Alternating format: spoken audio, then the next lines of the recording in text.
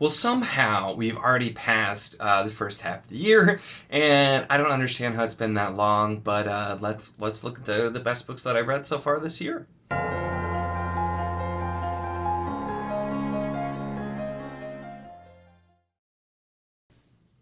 Hello and welcome to my channel. In this video, I'm going to be talking about my top 10 books that I've read in 2023 so far. And I tell you what, this was actually a really hard list to make. It's always a little bit hard to rank, but I had a lot of books that I really enjoyed. And so I will say many of these, especially as we get to, I can't even say like the back half, many of these are fairly interchangeable because they're all books that I really enjoyed. So this is, I'm going to do it as kind of a top 10, but it's not, you could change a lot of these and it really would also be accurate. So I just kind of want to mention that because there was so many books that I'm like, I don't know where to put these in relation to each other, so I just kind of put them down and went from there.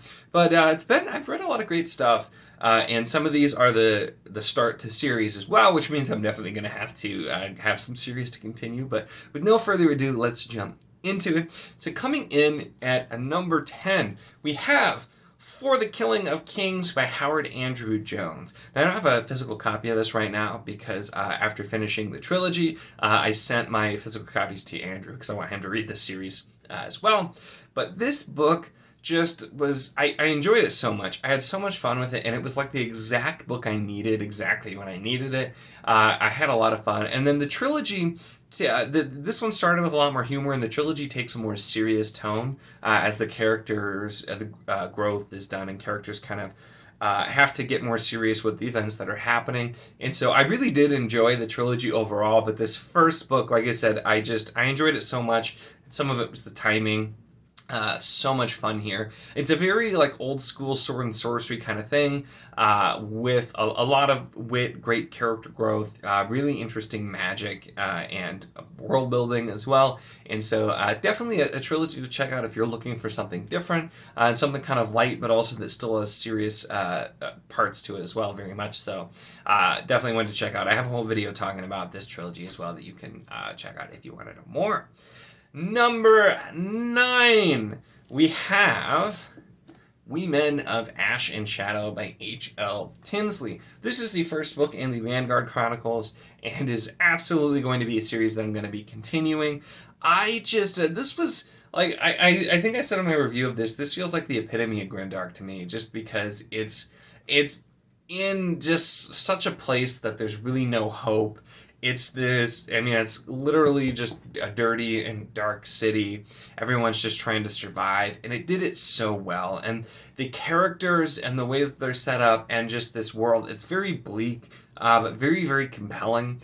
And the way the story travels, the things that happen here, I just enjoyed so much. It's supposed to be like a gas lamp fantasy as well, which also fits, and I think just fits in there the almost noir elements into it, but definitely one that I was not expecting to just really enjoy as much as I did. Took me by surprise, but one that I'm greatly looking forward to continuing this series as well. I know there is at least one more book out, if not two, and so I'll be working on getting those to continue. And then we have To Speak with Elders by Mike Mullman. This is book 2 in Protectors of Brittany. I read the first one, the 1.5 one, and then this book 2. And I've really been enjoying this series, and this one was just like the quests on quests on quests, which I really enjoyed. I like quest fantasy. I like the kind of 80s feel that you get from here. The way the characters grow, the way the world grows, all of the different elements that are brought in. We're raising the stakes, and just so much great stuff happening here. And just the focus on druids as well. I didn't realize how much I apparently wanted more druids in my fantasy until reading this, because the things with the druids are so cool and so fascinating. So this is another series that I've really been enjoying. Have a review for this out as well, and it's definitely a series worth checking out if you like the kind of the old school 80s style, druids, quests. Even if you don't like quests, I did hear from somebody who's not a fan of the quest trope, and they're still like, I still kind of enjoyed the questception of it, because you get a ton of that in this book. So it's one that just worked really well for me, one that I really enjoyed, and another series I'm going to be eagerly looking forward to the new entries as they come out. All right, and number 7 might be a little controversial because I know some people had very differing opinions on this one. But for me, I had to give it to The Frugal Wizard's Handbook for Surviving Medieval England by Brandon Sanderson. This was the Secret Project 2, and I really, really enjoyed this.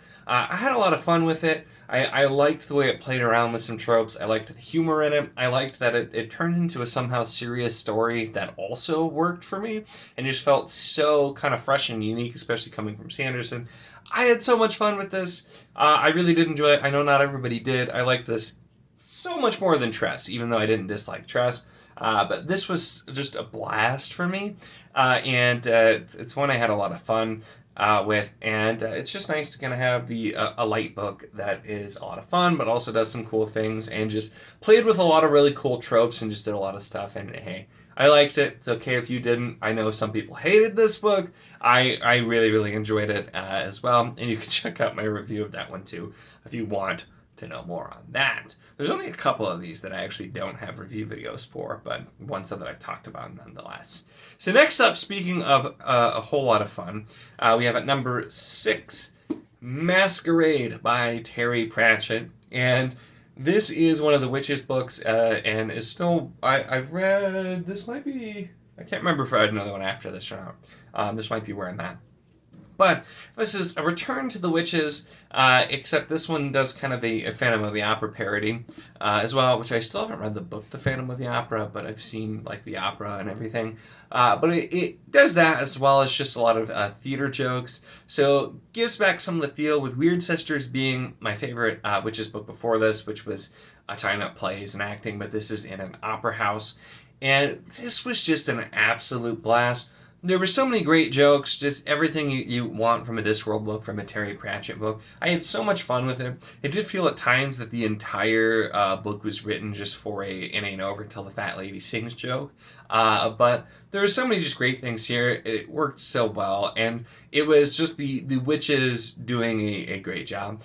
The Witches has been definitely one of my favorites, if not my favorite, of the subseries so far. Granted, I've only read 2 of the Guards books so far, but I really, really love this one as much as, if not more than, Weird Sisters. This might be my new favorite for them, although, man, I loved Weird Sisters so much.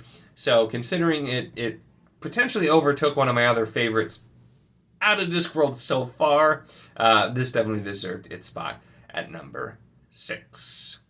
All right, next up, at number 5, we have No Heart for a Thief by James Lloyd Doolin.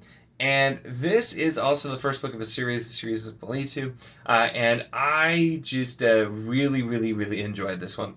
This originally, I read on ebook, was a review copy. And I didn't get to it immediately, but once I got to it, it was a lot of fun. The magic system that's set up in the world and the style of the storytelling, it used some elements that are not, like, that you'd kind of expect, the, idea of a people that have been kind of colonized and are kind of fighting against it, and they have magic, but also the people colonizing them have a counter to their magic.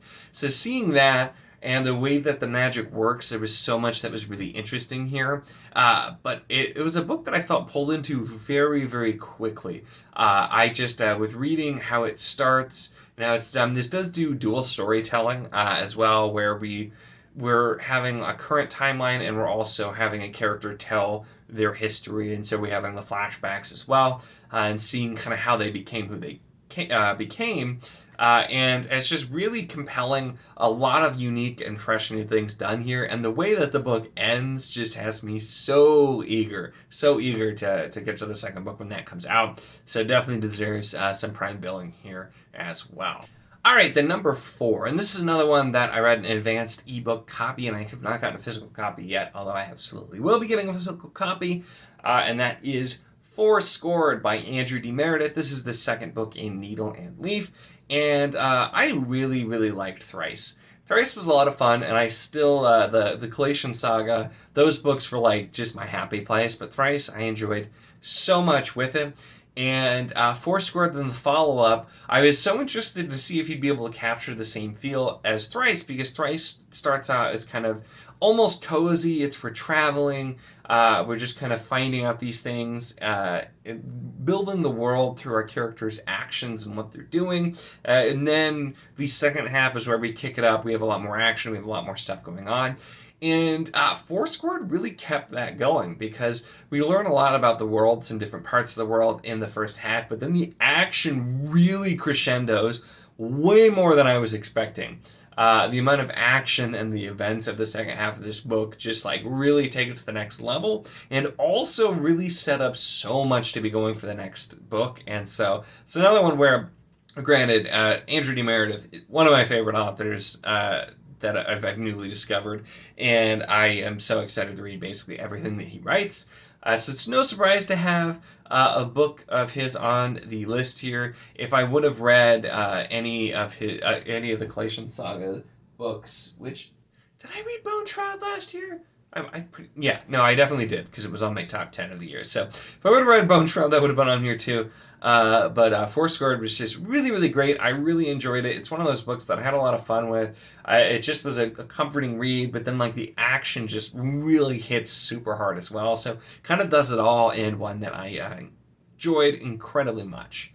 Then number three, and this one kind of surprised me how much I enjoyed this because I really enjoyed the first book a lot, but this is such a different feel that I wasn't sure how I was going to feel about it. That is Silverthorn by Raymond E. Feist, and this is book 2 of the original Rift War trilogy. With Magician, I read the big one that's both Apprentice and Master, so that's split, so you could consider this book 3 technically too, but I'm calling it 2.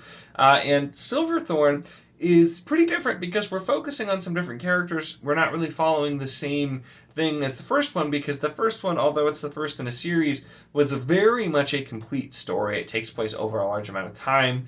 There's a ton there, beginning, middle, end, all of that. So it's very complete. And so continuing this with focusing on different characters, I wasn't sure how I was going to feel because I kind of knew that's what I was going to get. But I enjoyed this so much. It has all of the classic feel and the kind of things that I enjoyed so much about Magician, except focusing more. And this one is more of a quest book. We've talked about it already on this list. I really enjoy quest books. It's just the quest trope is something that I really like.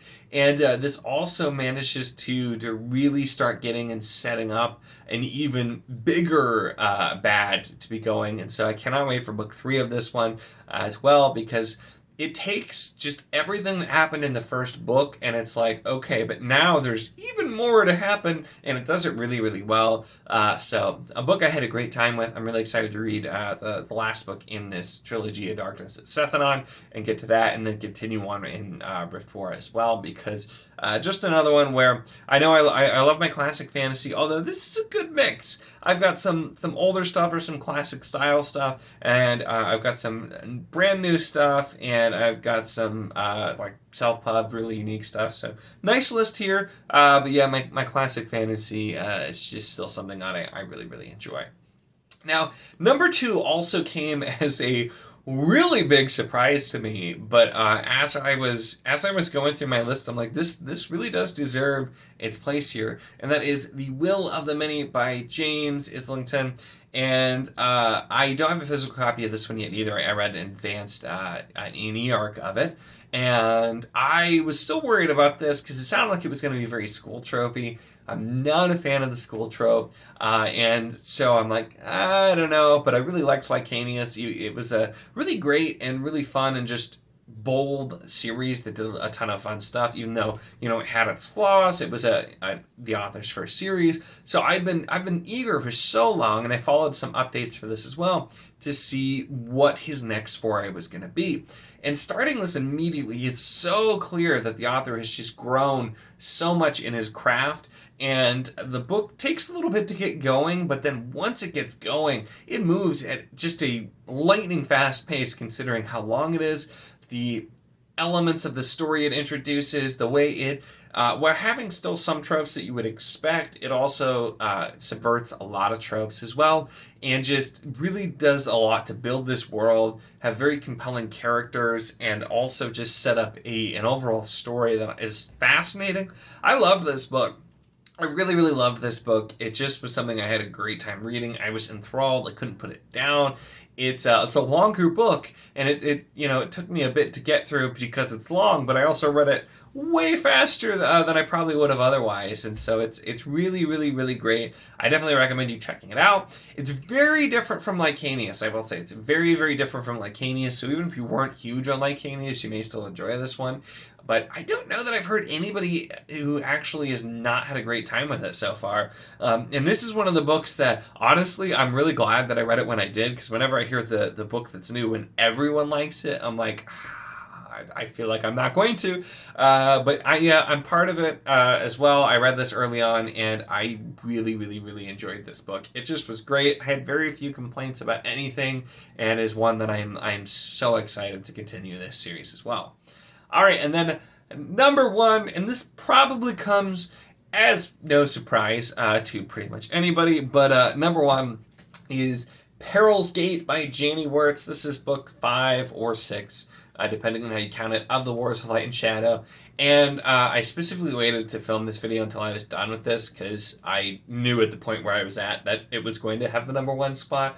I have absolutely been in love with the Wars of Light and Shadow so much, and this is a really beautiful book too, just for the record. We've got the inner art as well on both sides. Really, really beautiful book. But Peril's Gate is just such a pivotal moment in the series. It's at the middle of the 3rd arc, the Alliance of Light, but the things that this book does, and everything it does to build up on the series up to this point and just bring us to a huge moment. I absolutely loved it. This book is really long and dense, like all of the Wars of Light and Shadow. But I've been just binging the series, I decided. So I took my time with this, and still, especially toward the end, could not put it down. The last several hundred pages, I was just so enthralled with what was going on. All of the moments, the emotional gut punches, the things that just are clicking into place of all of these hints from the previous books, and the things that it is setting up to go even farther in the rest. I'm so in love with this series. Every book has been building on each one. So it's one of those series that's hard to pick a favorite because each book makes the other books even better. But Peril's Gate, such an amazing, a beautiful book. Such a huge moment in the series, and there was never anything else that was going to be number 1 than this once I finished it. And even if I wouldn't have finished this, it still would have been a Wars of Light and Shadow book 100%, because I just absolutely have been loving this series so much. And as you know, if you've been watching my channel, because I gush about it a lot, because I love it.